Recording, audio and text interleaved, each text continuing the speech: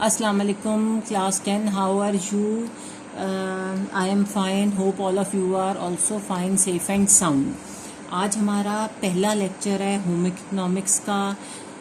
मेरा ख़्याल है कि आप लोगों के पास शायद बुक्स ना हों क्योंकि मार्केट अभी बंद है, लेकिन ये जो बुक है ये नेट पर अवेलेबल है, आपको आराम से नेट से ये मिल जाएगी। मैंने भी वहीं से डाउनलोड की है, आप भी वहाँ से डाउनलोड कर सकते हैं।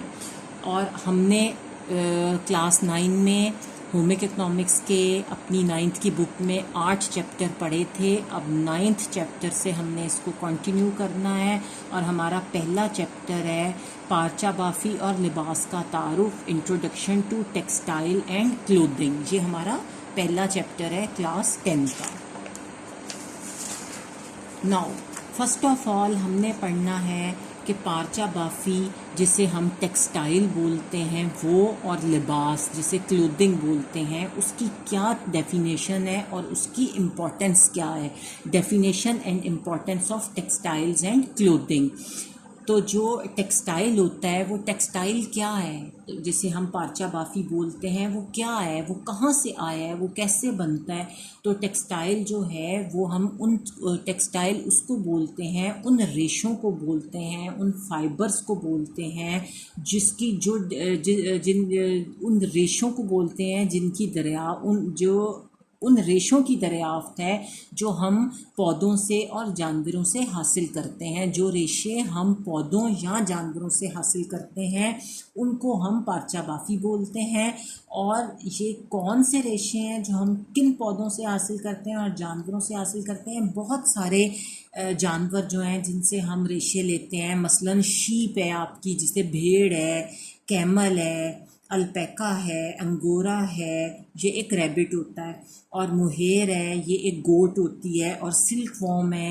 ये सब जानवर हैं जिनसे हम अपने टेक्सटाइल्स के लिए रेशे या फाइबर्स हासिल करते हैं। और इसी तरह हम कुछ पौधों से भी फाइबर्स हासिल करते हैं, जिसमें कॉटन सबसे इम्पॉर्टेंट, कपास जो हमारी है उससे हम रेशे हासिल करते हैं। फिर कोकोनट से रेशा हासिल करते हैं, जूट से रेशा हासिल करते हैं, रेमी से रेशा हासिल करते हैं, और सीसल से रेशे हासिल करते हैं। तो इन जानवरों और पौधों से हम फाइबर्स हासिल करते हैं, और इन फाइबर्स को डिफरेंट जो अवामिल होते हैं, डिफरेंट स्टेजेस होती हैं, डिफरेंट स्टेप्स होते हैं, उससे गुजारने के बाद, उस एक प्रोसेस से, एक प्रोसीजर से गुजारने के बाद हम कपड़ा तैयार करते हैं। ज़ाहिर है कपास का जो फूल होता है, कॉटन का कपड़ा जो है उसके लिए रॉ मटेरियल कपास का फूल है ना, कॉटन है। तो वो जो कॉटन कपास से फूल निकलता है वो एज इट इज़ तो हम नहीं पहन लेते, उससे पहले धागा बनता है उस फाइबर से, उस धागे से फिर बाद में कपड़ा बनता है। इसी तरह इन सब को हम प्रोसेस करते हैं, डिफरेंट स्टेजेस से गुजारते हैं, और फिर इसके बाद कपड़ा तैयार करते हैं, और जिससे हमारा लिबास तैयार होता है। फिर उस कपड़े से हम अपने लिए ड्रेसेस बनाते हैं जो हमारी ज़िंदगी की सबसे अहम और बेसिक नेसेसिटी है। उसके बाद टेक्सटाइल्स की डेफिनेशन। टेक्सटाइल्स हैं क्या? जो टेक्सटाइल है जिसे पार्चा बाफ़ी बोलते हैं वो लैटिन ज़ुबान का एक लफ्ज़ है, और इसके मतलब हैं टू वीव, बुनना, बनाना, इसको बुनना, उसको वीव बोलते हैं। इसका मतलब ही वीव है, बुनना। ये सनत जो है, ये सनत व हरफत का वो शोबा है, वो डिपार्टमेंट है जहाँ नेचुरल तरीके से या इंसान के जो मैन मेड रेशे होते हैं, या तो जो कुदरत ने हमें फ़ाइबर दिया है, जो हमने अभी पढ़ा है कि हमें जानवरों और पौधों से मिलता है, और या फिर कुछ ऐसे रेशे होते हैं जो आर्टिफिशली लोग बनाते हैं। लोग उन रेशों को, जो मैन मेड रेशे होते हैं, और उन रेशों पर तकमीली अवामिल से डिफरेंट किस्म के कॉटन के, वुलन और सिल्क के और ख़ुद साख्ता पार्चा जात जो हैं, फैब्रिक्स जो हैं, वो तैयार किए जाते हैं। तो दो तरह के हमारे पास रेशे हो गए, एक तो नेचुरल जो हमें पौधों और जानवरों से मिलता है, और दूसरा इंसानी जो खुद साख्ता रेशे होते हैं, वो होते हैं जिन्हें इंसान खुद बनाता है और फिर उससे कॉटन, वुलन और रेशमी कपड़ा जिसे हम सिल्क्स बोलते हैं वो तैयार किए जाते हैं।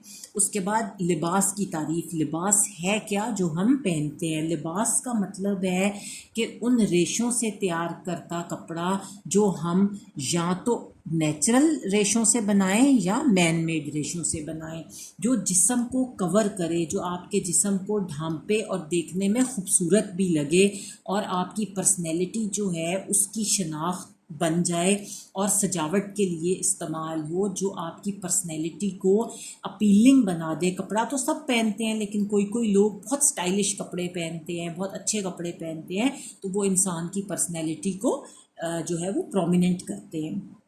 और ये घास, पत्ते और खाल हो। एक ज़माना था जब लोग बहुत अच्छे और बड़े स्टाइलिश कपड़े नहीं पहना करते थे। एक वो ज़माना था जब लोग घास से बना लिबास पहनते थे, पत्ते और जो जानवरों की खाल है उससे अपना जिस्म ढांकते थे। लेकिन या फिर मौजूदा दौर जो है उसके कुदरती और ख़ुद साख्ता रेशों से तैयार करदा लिबास पहनते थे। उसमें कोई इतनी सफाई नहीं होती थी, इतनी नीटनेस नहीं होती थी।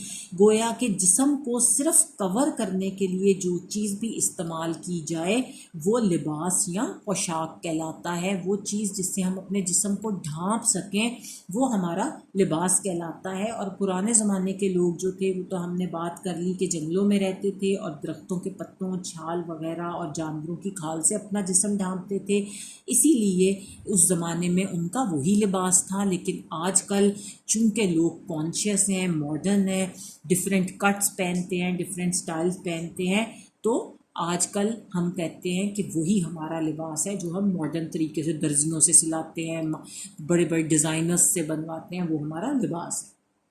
अब है पार्चा बाफी और लिबास के मुताले की अहमियत।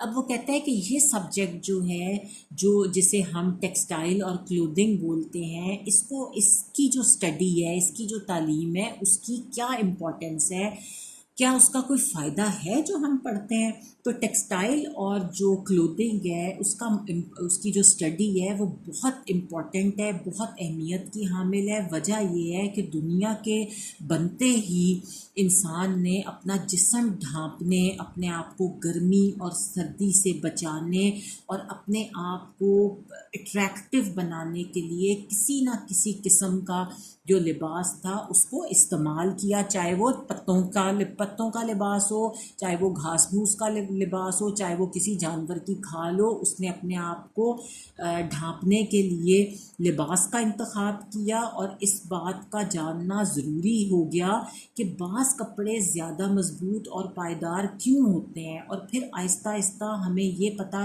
लगने लगा कि हम जो गर्मी और सर्दी से बचने के लिए लिबास पहनते हैं उनमें लिबास जो है, बाज़ कपड़े ज़्यादा मजबूत और पायदार क्यों होते हैं, क्या वजह है, क्यों वो इतने ड्यूरेबल होते हैं, और कौन सी ऐसी वजूह हैं, कौन सी ऐसी वजूहात हैं जिनकी वजह से डिफरेंट मौक़ों पर डिफरेंट कपड़ों का इंतखाब किया जाता है। मसलन कुछ कपड़े हम गर्मियों में पहनते हैं, कुछ सर्दियों में पहनते हैं, कुछ शादियों पे पहनते हैं, कुछ हम गमी पे पहनते हैं। और जो कपड़े ज़्यादा इस्तेमाल में आते हैं उनकी धुलाई में आसानी क्यों ज़रूरी है। अब ज़ाहिर है अगर आप 10 मन का कपड़ा रोज़मर्रा यूज़ में पहनोगे तो उसे धोएगा कौन। जिस तरह हमारे ब्लैंकेट्स हैं, रज़ाइयाँ हैं, क्विल्ट्स हैं, वो हम रोज़ तो नहीं धो सकते, हमें ओकेजनली धोनी पड़ती हैं या हमें ड्राई क्लीन करानी पड़ती हैं। तो हमें इस बात की ज़रूरत महसूस हुई कि धुलाई में आसानी हमें होनी चाहिए ताकि हम उनको वॉश कर सकें। और हमें ये भी पता करना ज़रूरी था कि मौसम के लिहाज से कपड़ों की पसंद में क्यों तब्दीली होती रहती है, कि हम गर्मियों में क्यों लॉन पहनते हैं और सर्दियों में हम क्यों मोटे कपड़े पहनते हैं। अपने आप को गर्म और कूजी रखने के लिए। तो इन सारी बातों को जानने के लिए हमें टेक्सटाइल और क्लोथिंग को पढ़ने की निहायत ज़रूरत है, और यही वो इल्म है जो हमें इन सब बातों का जवाब देता है। और अलगर्ज ये कि जो फ़ाइबर्स हैं उनका मुताला जो है वो एक ऐसा इल्म है जिससे हम घरेलू इस्तेमाल और पहनने वाले जो कपड़े हैं उनकी बनावट और खसूसियात के मुतल्लिक मालूमात जो हैं वो हासिल कर सकते हैं। और ये इल्म बहुत ज़्यादा वास्ट है, बहुत डीप है, क्योंकि कुछ अर्सा पहले तक जो टेक्सटाइल थी वो महदूद किस्म के होते थे और लोगों का रहन सहन बिल्कुल सिंपल था, और वो आम से कपड़े जो थे वो इस्तेमाल करते थे, ज़्यादा वैरायटी उन्हें नहीं चाहिए थी। लेकिन आहिस्ता आहिस्ता लोगों का जो रहना सहना था उसमें चेंजेस आई, लोग मॉडर्न होते गए और इनकी ज़रूरियात जो थी वो भी डिफरेंट होती गई, इनको भी डिफरेंट चीज़ें पसंद आती गई, और ऐसे टेक्सटाइल्स की ज़रूरत महसूस की गई जो लोगों की ज़रूरियात के मुताबिक हों। और इनसे नए नए, और जब लोगों को ज़्यादा डिफरेंट चीज़ों की डिमांड हुई, लोगों को ज़्यादा जो थे वो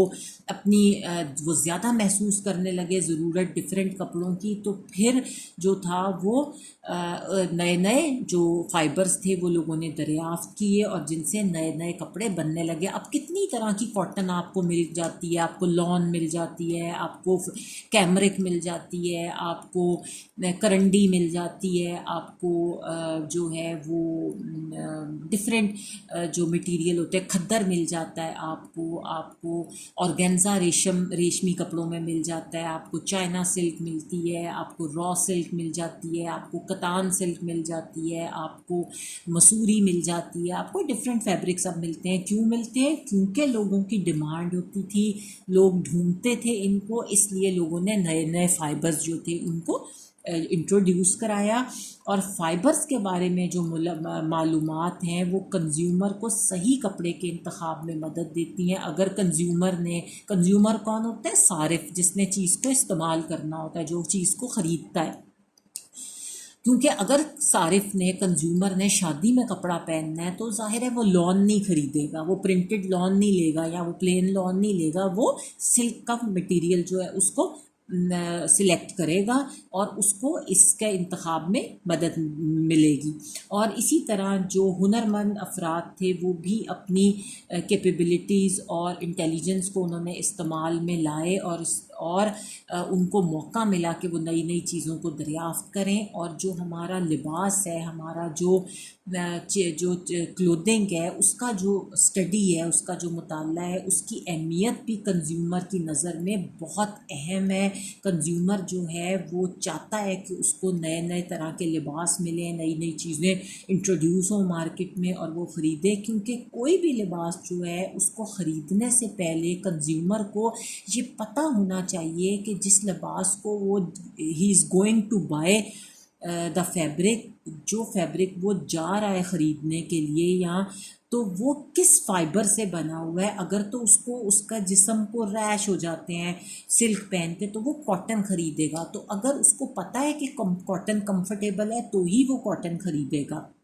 तो इसलिए उसे इस बात का पता होना चाहिए कि वो किस रेशे से बना हुआ, किस फाइबर से बना हुआ कपड़ा ख़रीद रहा है, और वो फाइबर जो है लिबास बनने तक किन किन मराहिल से गुज़रता है, किस तरह वो ये बनता है। मसलन जो फाइबर है उसको जब सिलेक्ट करेगा तो कपड़े की बनाई, रंगाई और जो छपाई, प्रिंट्स हैं और जो दीगर स्टेजेस हैं वो उसको पता होनी चाहिए। और एक कंज्यूमर जो है उसको इस बात का इल्म होना चाहिए, उसे जिस शख्स ने कोई कपड़ा ख़रीदना है उसे इस बात का पता होना चाहिए कि कपड़ों को मॉडर्न डिज़ाइन में किस तरह बनाया जा सकता है, किस तरह एक आम कपड़े को मॉडर्न तरीके से आप सिला सकते हैं। मसलन मार्केट में किस रंग का फ़ैशन ज़्यादा है, कपड़ों की सिलाई में मॉडर्न ट्रेंड्स का रुझान, जिस तरह पहले लोग शलवारें पहनते थे, फिर लोगों ने मॉडर्न ट्रेंड अपनाया, लोगों ने ट्राउज़र्स पहनने शुरू कर दिए और लोग अब जीन्स वगैरह पहनते हैं और कोशिश करते हैं स्टाइलिश कपड़े बनाएं।